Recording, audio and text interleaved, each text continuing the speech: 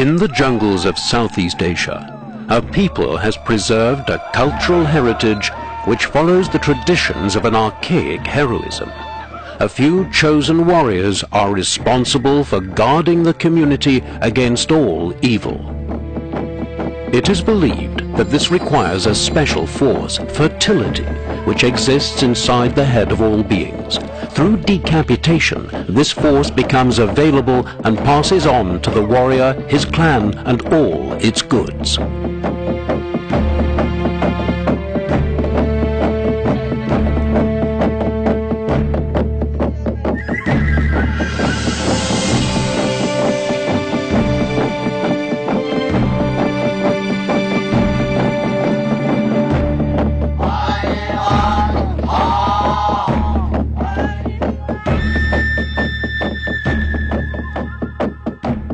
Myanmar, formerly British Burma, a melting pot of dozens of peoples with approximately 50 million inhabitants.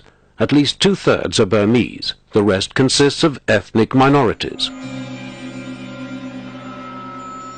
The hallmark of Myanmar's capital is the Sridagon Pagoda, a symbol of the country's sovereignty, a reminder of its former wealth. More gold than is owned by the Bank of England was supposedly used in its construction.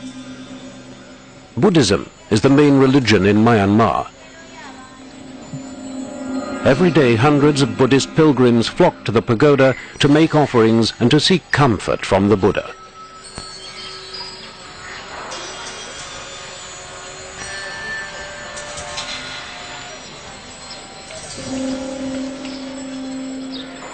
According to legend, the pagoda's beginnings reach back to the 5th century before Christ, to the times of Gautama Buddha himself. It is said that sacred reliquaries are kept inside the golden stupa.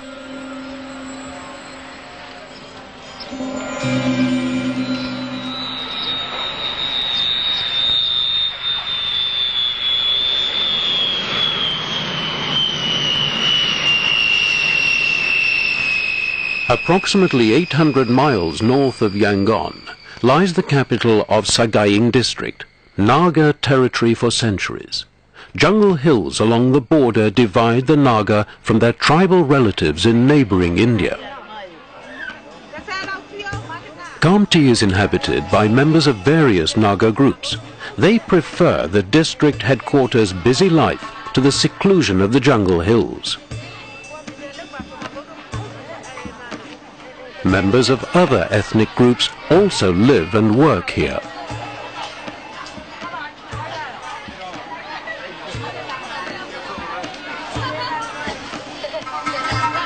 But within this colorful hodgepodge, tattoo marks identify the Naga unmistakably.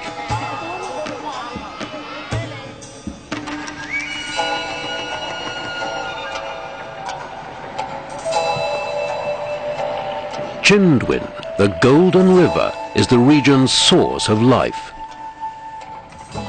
Many of the local fishermen try their luck by digging in the riverbed, where much of Myanmar's gold is supposed to be hidden.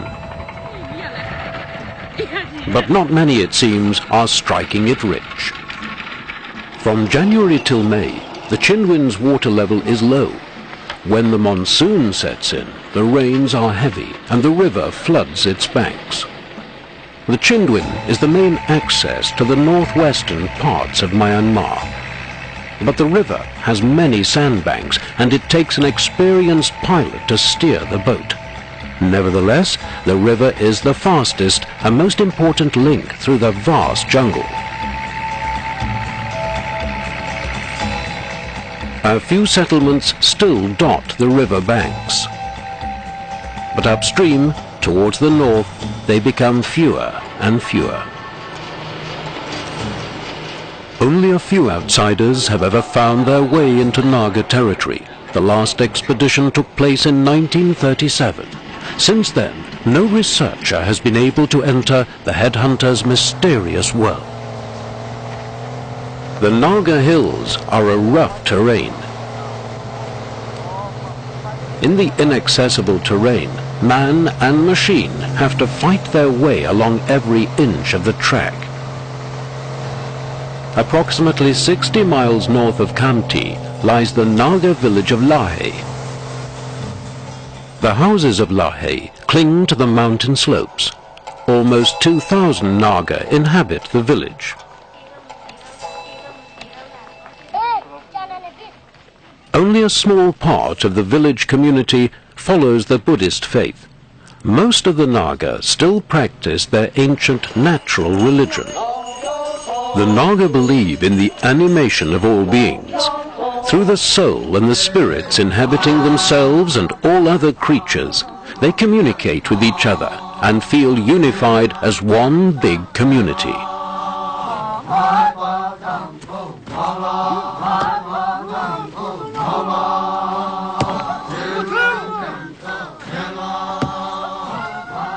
The most precious tool of all Naga is their iron machete, the dao.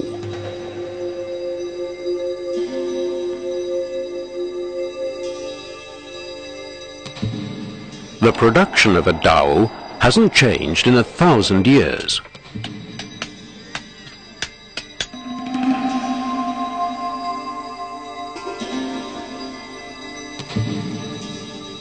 Each machete, furnished by the blacksmith, is a unique piece of craftsmanship.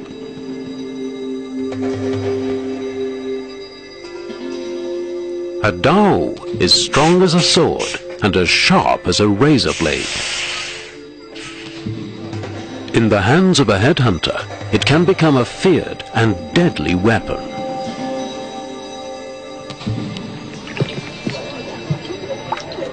A person who has the means to sacrifice a Mython buffalo is held in high esteem and may show his prestige to all through tattoo marks.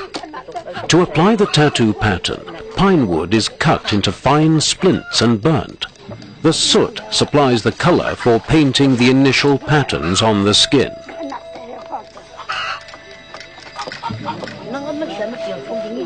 The burnt wood is rolled into leaves of the pegi plant and pressed.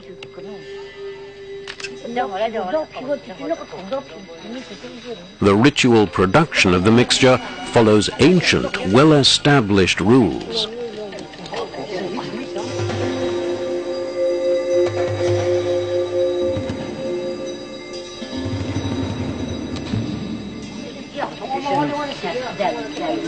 Only an authority may lead the preparations. It is mostly the chief's wife who preserves this traditional knowledge. Herbal juices and soot blend into a bluish-black substance. Formerly, tattoos were allocated only after a warrior had successfully hunted a human head.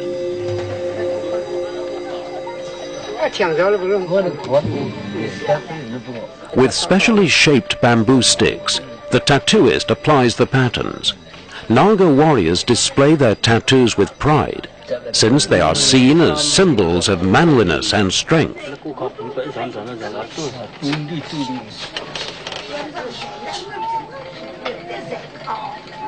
Patterns on the chest point to a man's fertility. Women are tattooed with the onset of menstruation. Among the Lenong Naga, girls who have reached puberty receive tattoo lines on the chin and a pattern on the forehead. This protects them against evil spirits and dangerous animals. Patterns on the upper arms, however, mark the married women. When the mixture of soot and herbal juices has been applied, the painful part of the ceremony commences.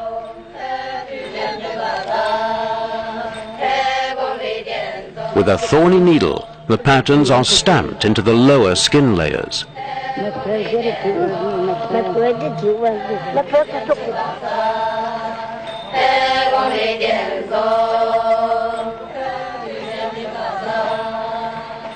The taut skin swells and often becomes inflamed, but this makes the tattoo last for years, even for an entire lifetime.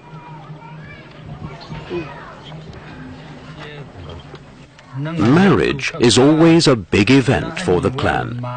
When both families have agreed to the marriage terms, a delegation of the groom's family visits the bride's parents. After the necessary signs of respect, the groom's middleman hands over a recompense to the bride's father to indemnify him for the loss of his daughter.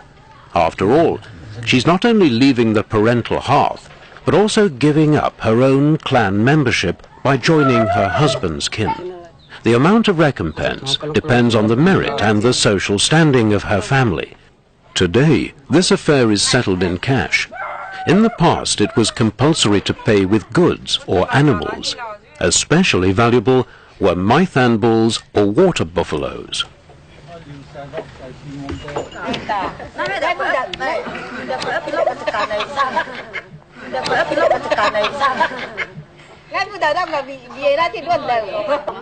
The girls and women of Lahe have gathered in the maiden house. For the marriage, they are wearing their best clothes and most valuable jewelry. The freshly applied tattoo pattern signifies that the bride has reached the state of being able to marry.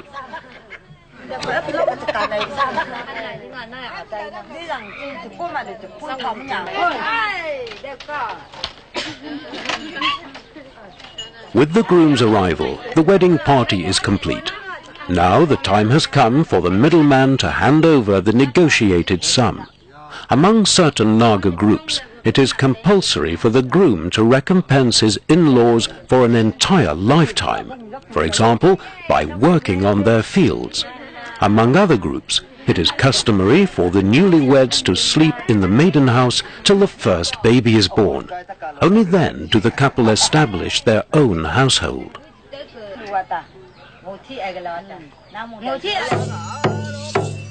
Prestige and honor are also extended to warriors through jewelry made from seashells.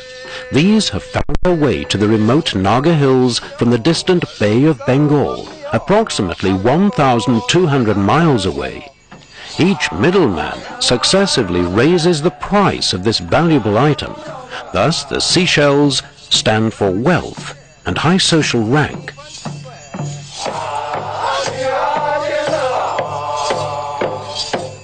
During the New Year festival, the Hashik Naga perform an ancient fertility ritual. To the beat of the drum, the women form a sacred circle well guarded by their men. With their eyes closed, the women fully concentrate on the force streaming through them.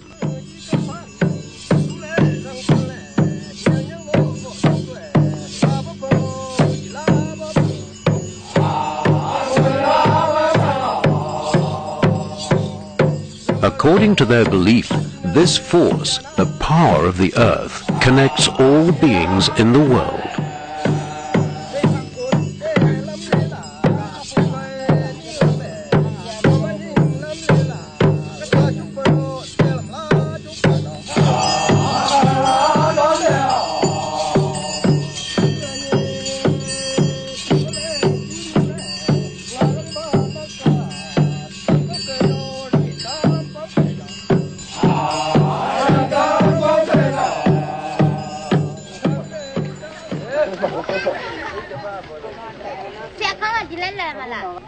For many Naga, the great festivals are welcome occasions to leave their villages and to acquire goods they don't possess at home.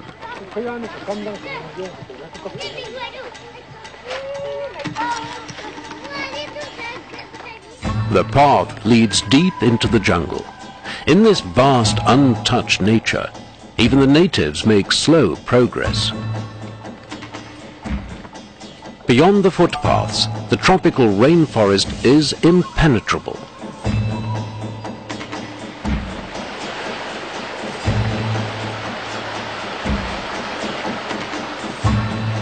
Only the villagers know the right track through this green labyrinth. Strangers left to their own devices would be hopelessly lost. But even the Naga have to conserve their strength on such a strenuous march.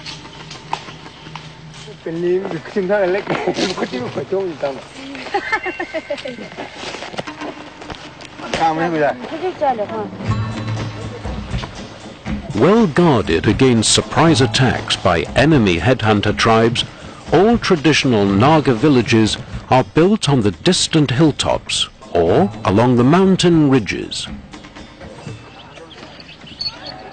At Longnok, the family are already waiting, full of anxiety and expectation to see their relatives. The small hilltop village is inhabited exclusively by the Lenong Naga. Hardly anyone here has ever seen a foreigner before.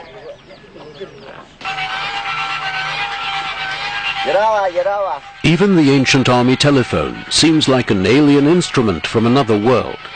It is the only connection to the outside world, a bridge to modernity.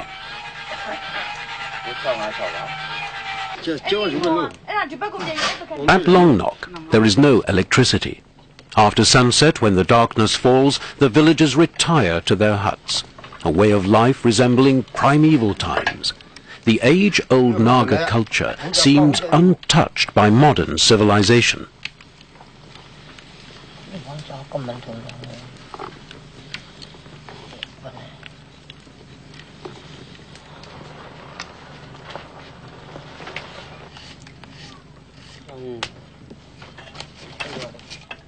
According to Naga belief, the Nat spirits lived peacefully with mankind until men started to trick the Nats.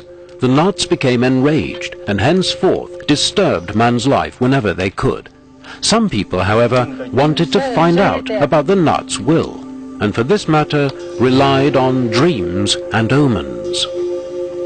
Ever since, fortune tellers and shamans have provided the link between man and spirits.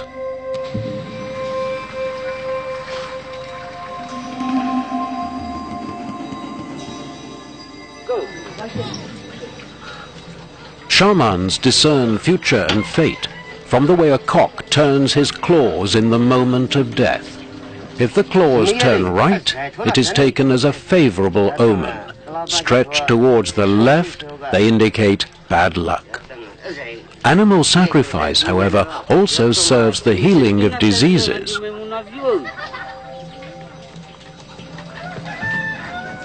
The shaman's assistant smears the blood of the sacrificed cock on the patient's painful spot. Part of the daily routine, in the remote rice placed on a banana leaf and starts praying to the nuts. The prayer is supposed to appease the spirits and alleviate the patient's suffering.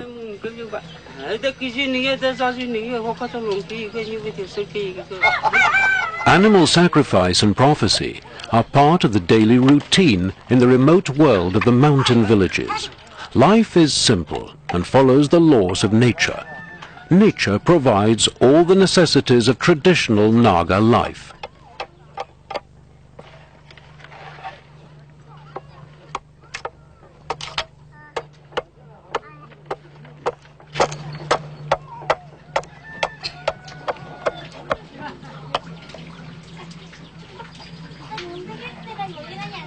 Go.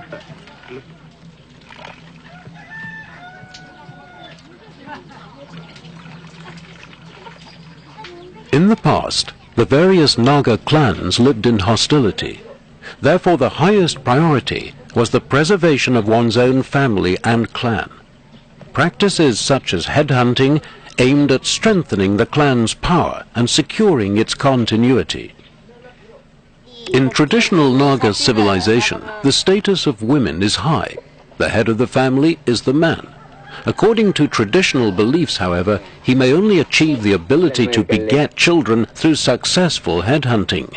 This provides the necessary surplus of fertility. Artistic craftwork from cane strips are the Naga men's domain.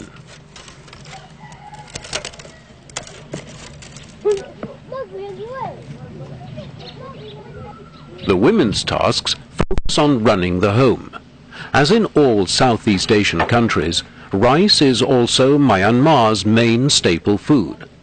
Last year's harvest is stored in granaries raised on stilts.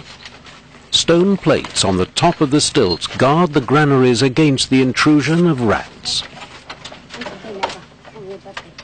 The numerous granaries house the provisions of rice of the different clans. The clan with the highest surplus of provisions will share its wealth with the other villages at the end of the year. This will secure it eternal prestige.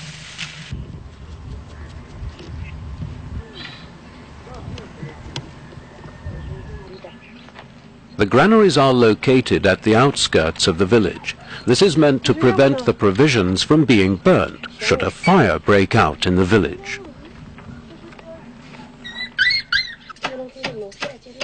It used to be the custom among some Naga groups to place the skulls of deceased clan members on the fields or into the rice stalks. The fertility believed to be stored in the skulls was supposed to flow into the seeds and provide the clan with bumper crops.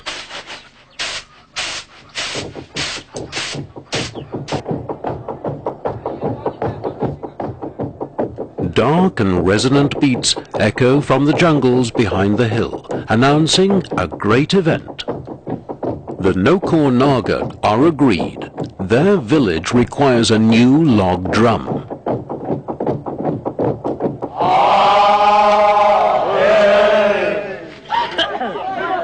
To pull the enormous wooden log along the twisted jungle paths requires superhuman effort. Nevertheless, all the warriors put their backs into it, because the drum, once pulled into their village, will make them even stronger. In front of the log drum, law is spoken. Disputes among clan members are settled. Controversial questions are decided, and hunts are planned. The right tree for the log drum had been chosen in a dream.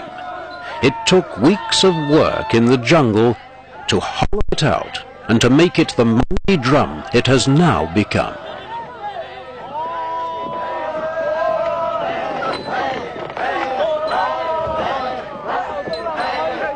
According to Naga legends, it is said that favorable log drum trees are hosts to woodpeckers, hornbill birds, and hoolock gibbons, the shouting of which is so often imitated by the Naga.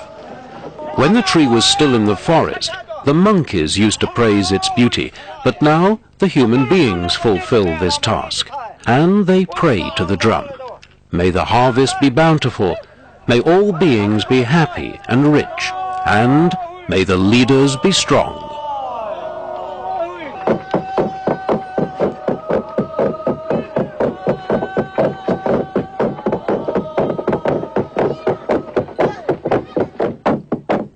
In the village, the women are waiting.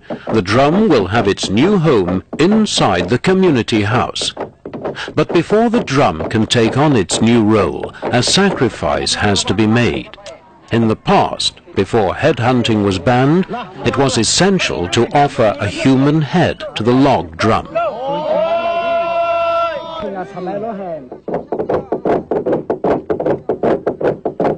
In Naga belief, the symbolic power of the drum is equated with male power. This power joins with the female powers of the earth and thus produces bumper crops and the riches of the soil.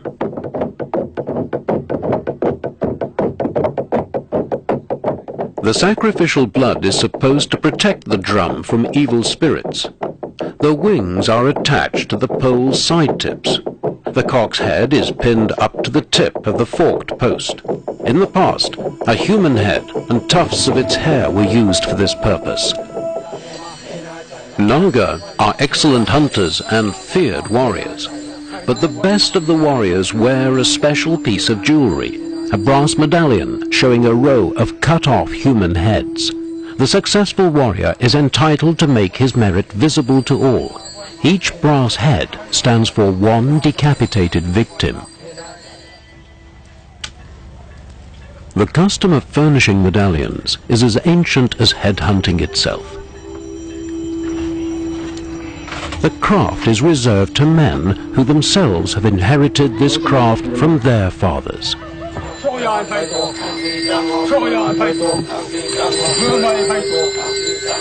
As is customary for tattooing, bamboo sticks are used as tools here.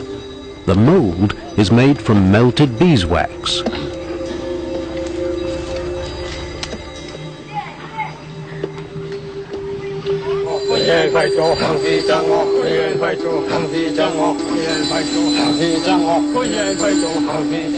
Then the craftsman dips the wax mold into a mixture of water and ashes.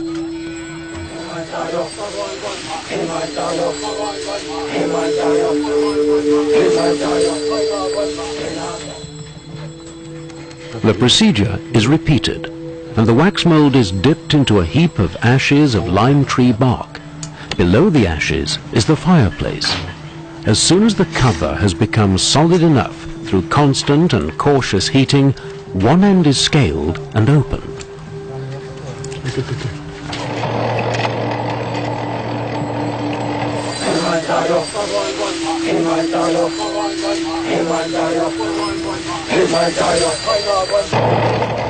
Meanwhile, the wax mold has merged with the ash-lime bark mixture.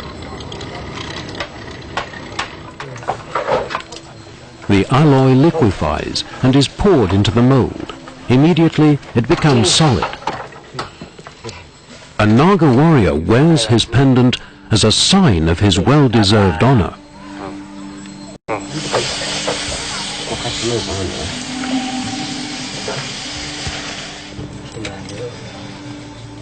The metal has taken on the shape of the wax mold. This process is known as the lost wax cast method.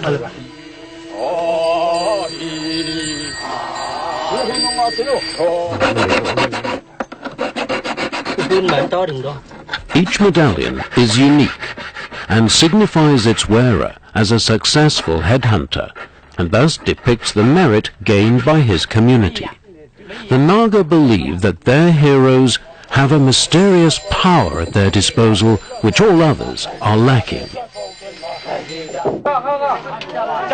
However, in order to maintain the balance among the members of the community, the heroes return their merit to their fellow villagers. This happens in a number of rituals and feasts that are held according to strict traditional laws.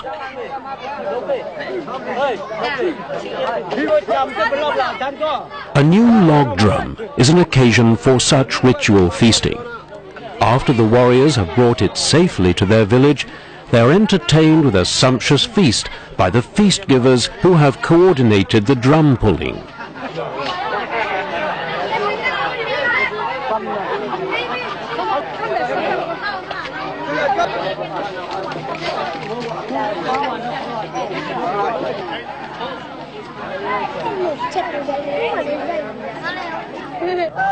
The sound of the drum secures the solidarity of the people and is a guarantee of justice.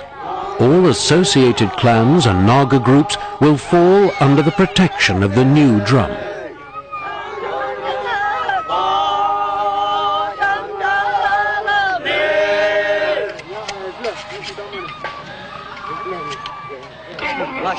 On the occasion of a village feast, a pig has to be sacrificed.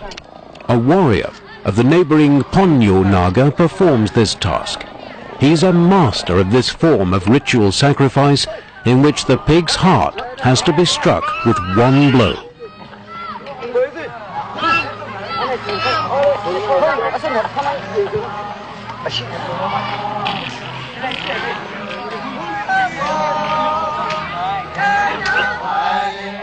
The British colonial rulers were the first to try to prohibit headhunting in Myanmar.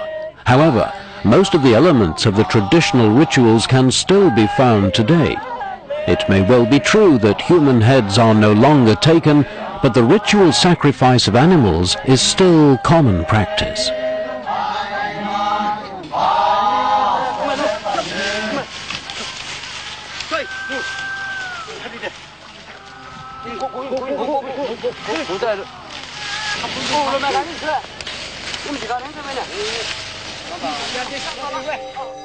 Through the dance around the sacred fire, the Ponyo evoke the log drum's protection.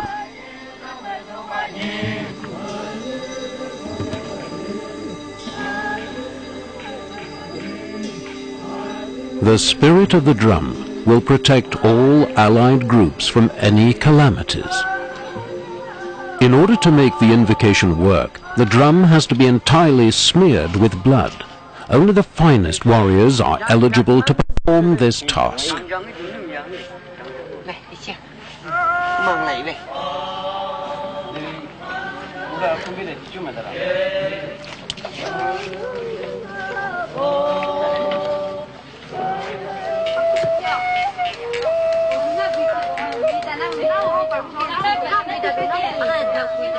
Traditional music is one of the pillars of Naga culture. Each Naga group claims hundreds of songs as their heritage. For the Naga, the sound of the Jew's harp contains all the sounds of their world. The voices of the woods, the rivers and lakes, the whispering of the wind when it touches the mountain slopes, those of the monsoon when it drenches the earth with new life.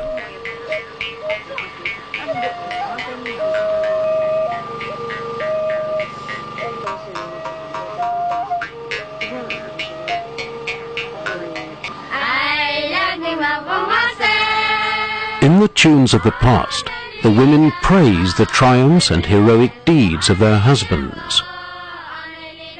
In days long past, there was only one Naga tribe in which all people lived happily together. The Great Spirit favored the people because he was highly revered by them, so he always warned the Naga if misfortune threatened. He took advantage of one Naga's body in his vicinity and spoke through him to his people so that calamities could be avoided.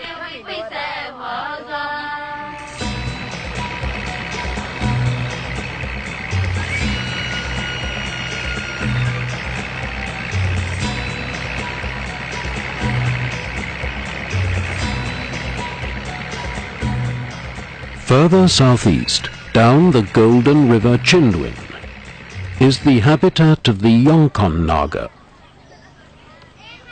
They live off what the Golden River provides. Early in the morning, the fishermen gather. It is their duty to contribute to the well-being of the whole village.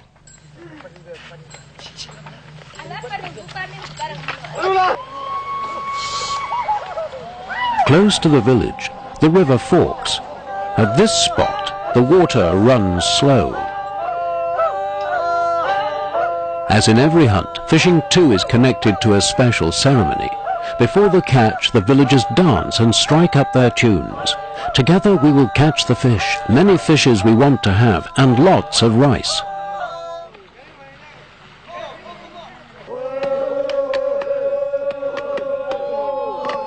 The secret of success is tree bark, the sap of which is poisonous.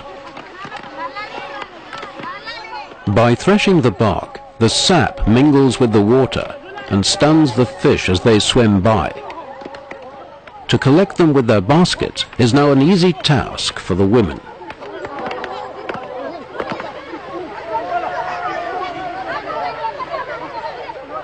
The fishing method is based on the knowledge of their forefathers and has proven successful for ages.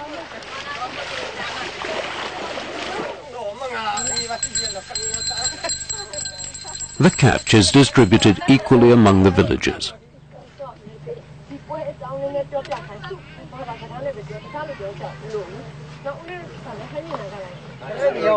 Fishing methods and the size of the catch show how the Nagas maintain the balance of nature.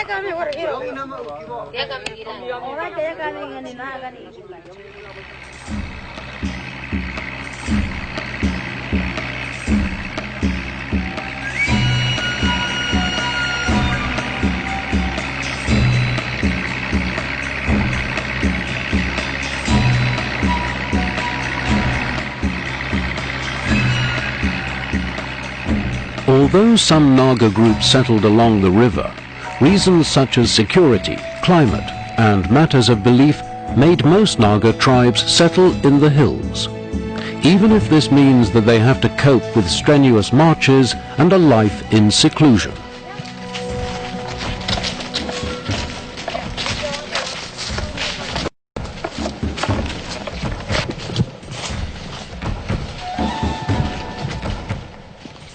Mountains as the seat of spirits have a deep... An important nut lives inside the sun, and from there dispenses his powers to the people. The closer the people are to him, the stronger is his blessing. As long as the community is in the arms of the caring nut's blessing, it may be sure of being in balance. Imbalance, however, may cause diseases. Then the shamans have to mediate between man and spirits. A Naga complains about stomachache and calls upon the village shaman in order to find out about the state of his health. The answer will be given by a chicken egg which the patient has brought with him. Without a special reason, the egg would not remain upright. However, since it remains upright, the shaman may put his patient's mind at ease. The state he is in is not alarming.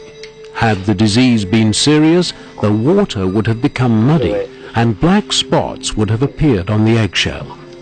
A healing liquid will make the patient recover.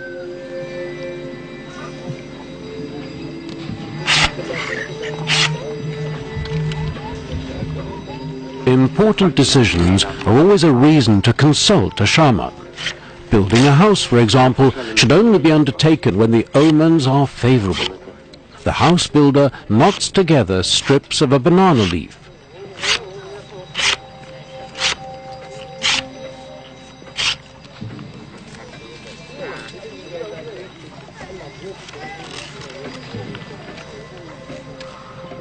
From the way he forms the knots, the shaman may discern if the site and the time for building have been well chosen.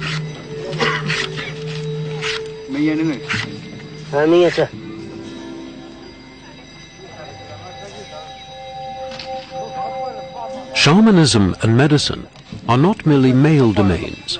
At the outskirts of the village lives a woman healer. She also stands in close connection to the spirits and knows their will. Therefore she can ascertain the reasons for a disease from them. A warrior complains about severe pain in all parts of his body. By asking questions, the healer specifies her diagnosis. After cause and nature of the illness have been established, the therapy begins. The instruments are of natural origin, the horn of a mountain goat. Through sucking, the healer causes a vacuum between skin and horn. By this method, she tries to concentrate the germs from the entire body at this specific spot.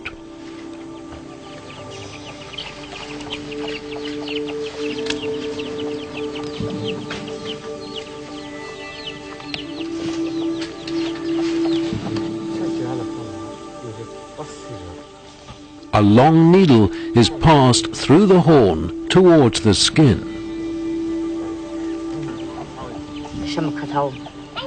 With a razor blade, she slices the inflamed skin.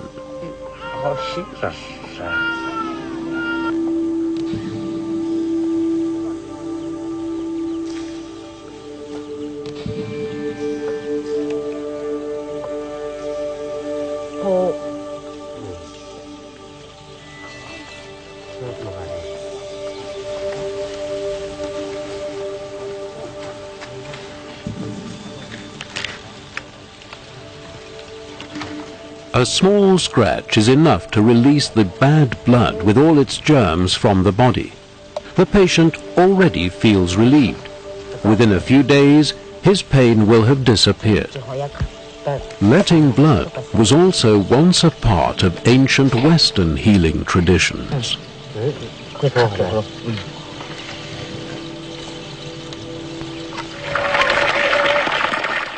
In spring, right after the New Year festival, planting begins of the rice terraces. The whole village takes part in sowing.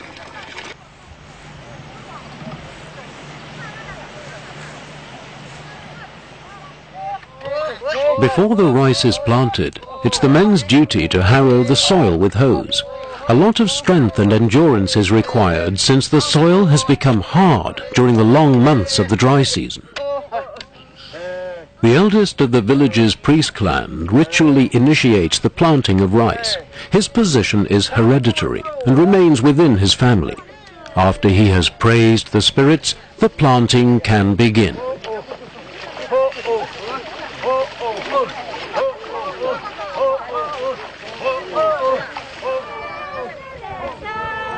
Prayers to the nuts aim at securing the soil's fertility, achieving bumper crops and guarding the workers' health. Thus, sowing has been placed under the blessing of the spirits.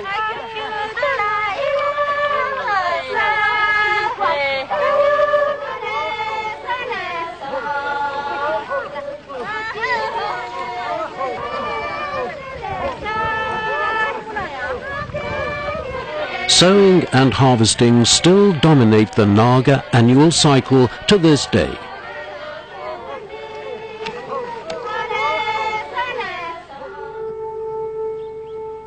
As soon as the first fruit of the new rice has been eaten, all Naga women can begin their craft of weaving. Clear lines, strong colors, and simple patterns reveal their natural sense of beauty and some of their world view.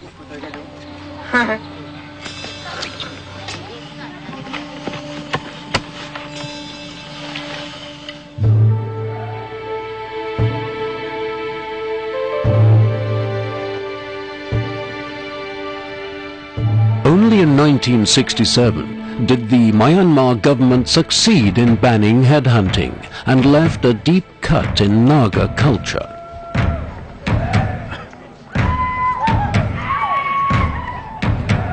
Because he who was in possession of an enemy's head had not only conquered his life energy, but also the most precious element of this essence, its fertility, responsible for the continued existence of the people.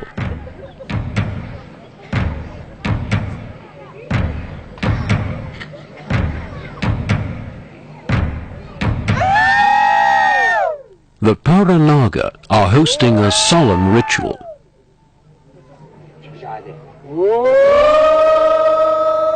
Under the command of the village elders, fertility poles are erected. They are divided into male and female poles, which are a bit narrower.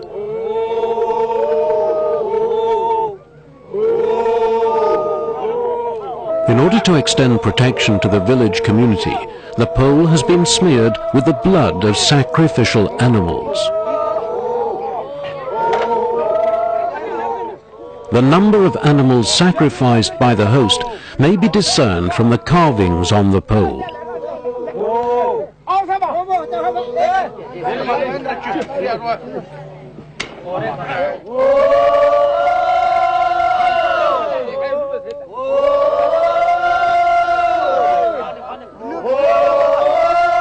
Five fertility poles have to be erected. At the upper part, the posts fork, like the horns of the highly revered buffaloes. From the forks, their power will spread to the feasting community.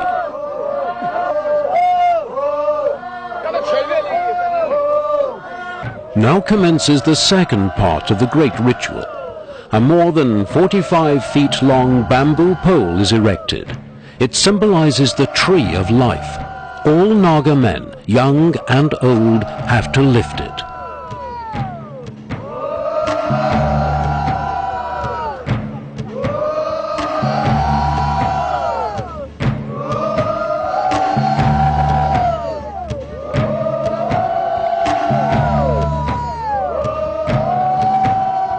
The pole is surrounded by a plaiting of cane strips.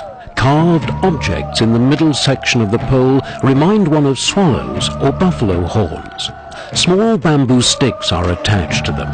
They signify the teeth of slain enemies.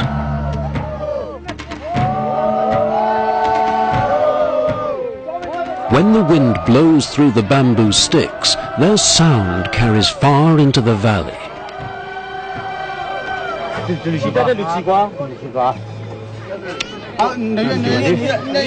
A sturdy Moithan bull has to be sacrificed. The master of ceremonies watches the ritual.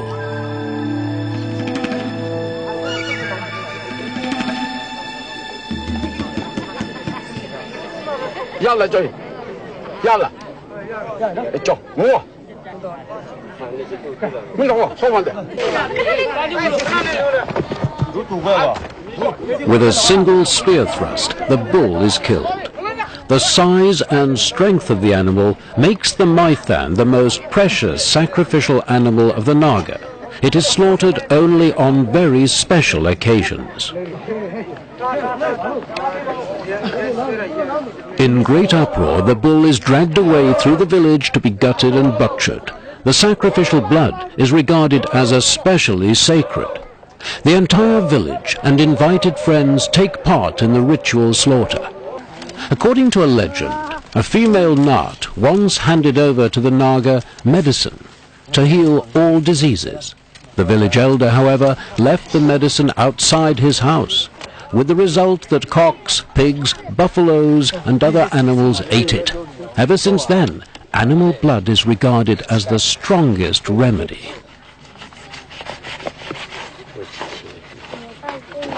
The intestines are dispensed among the clan members.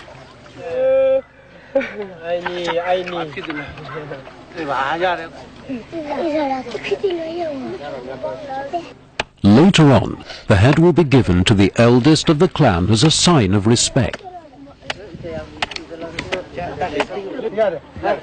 For the time being, the head is hung on the middle fertility pole.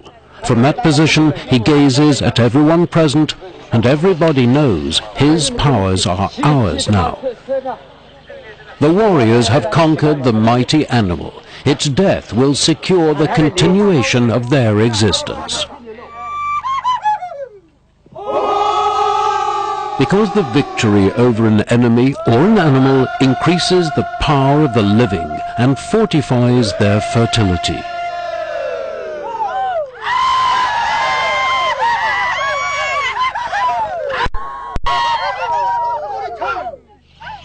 Life and death, inseparably interwoven with each other.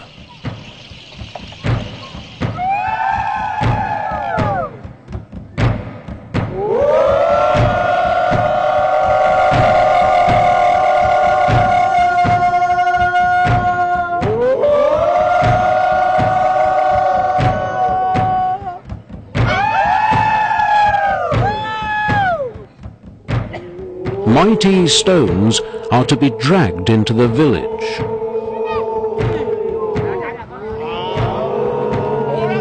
The Naga attribute great magical powers to stones.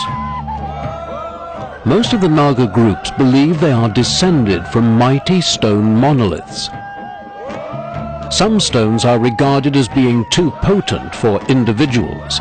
These are turned over to the clan elders, who keep them at well-guarded places in the community houses. Lucky stones are beneficial for the community's bumper harvests, wealth, hunting prowess, and rich offspring.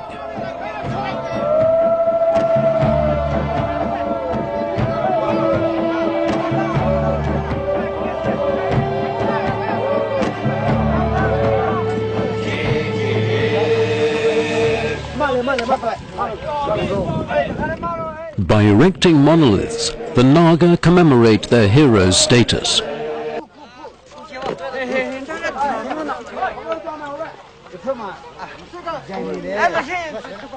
These were either successful headhunters or have gained a surplus of wealth through good harvests, which they share with the rest of the community in great feasts.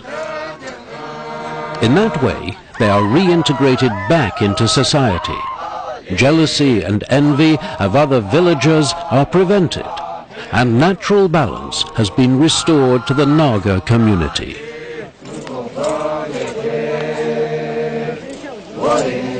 Some aspects of Naga culture may appear strange or even gruesome, but they all serve the well-being and the continuity of the people. Perhaps that's the reason why Naga culture has survived for thousands of years and hopefully will continue to stand the test of time.